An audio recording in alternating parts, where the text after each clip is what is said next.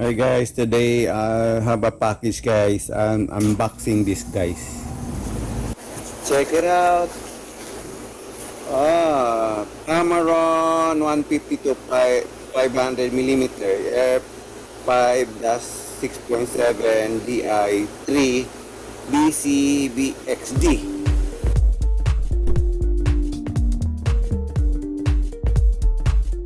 So we'll open it guys.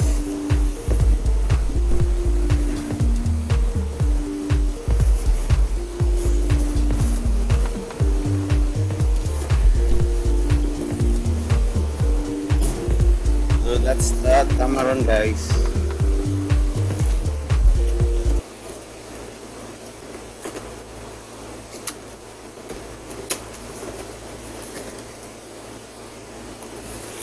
So what's in here? We have here the tools to screw.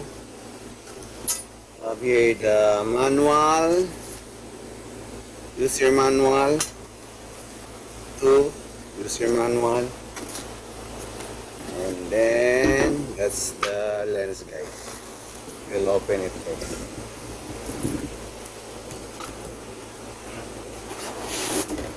Here's the lens.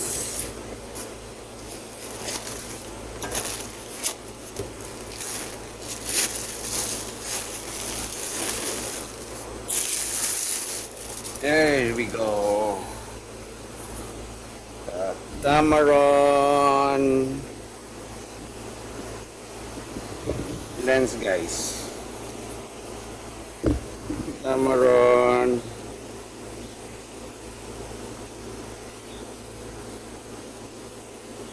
150 to 500 millimeter.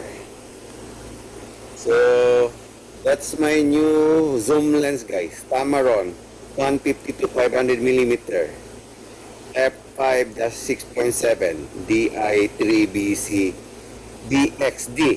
So we will install it in our tripod gimbal guys.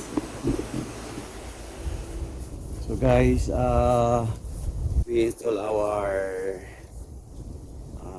tripod gimbal on our tripod guys, and then we will install our zoom lens, the Tamron SP 150 to 500 millimeter guys, on our tripod gimbal and on the tripod.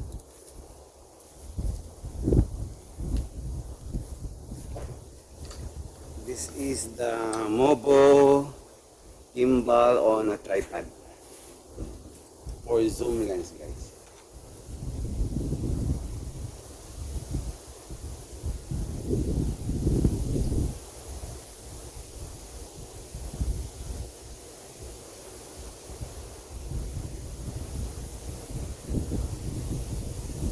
Okay, we'll install our tripod.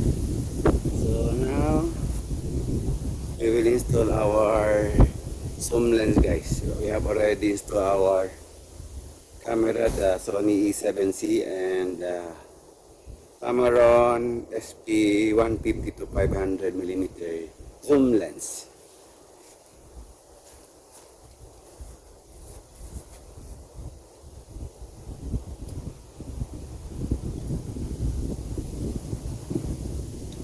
So now we will lock our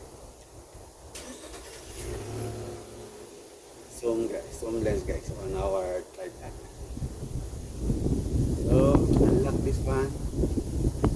So now we can rotate up and down guys, and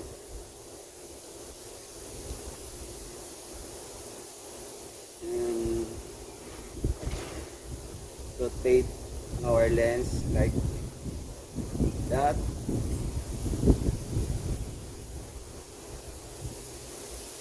Up and down.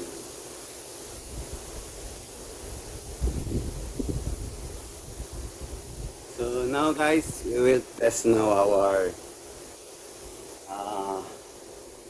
tripod gimbal and our Tamron SP 150 to 500 millimeter zoom lens.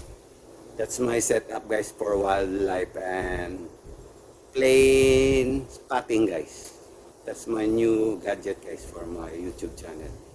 So we will test this one guys. and I'll give you a full review for this setup, guys. The Movo tripod gimbal for the SP Tamron SP 150 to 500 millimeter 5.6.7 zoom lens for Tamron, guys, for Sony camera.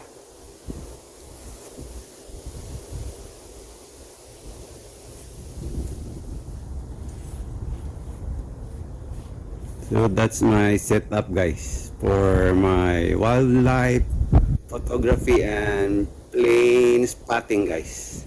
I have here the Movo tripod gimbal and my Tamron ST 150 to 500 millimeter 5-6.7 millimeter zoom lens, plus the Sony A7C.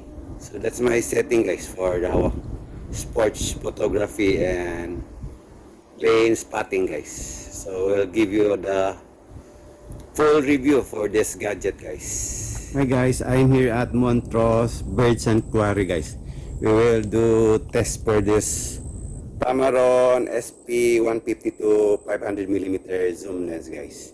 Here at Montrose Point Bird Sanctuary, guys. WildLife, guys, here in Lakeshore Drive, guys. So test this zoom lens.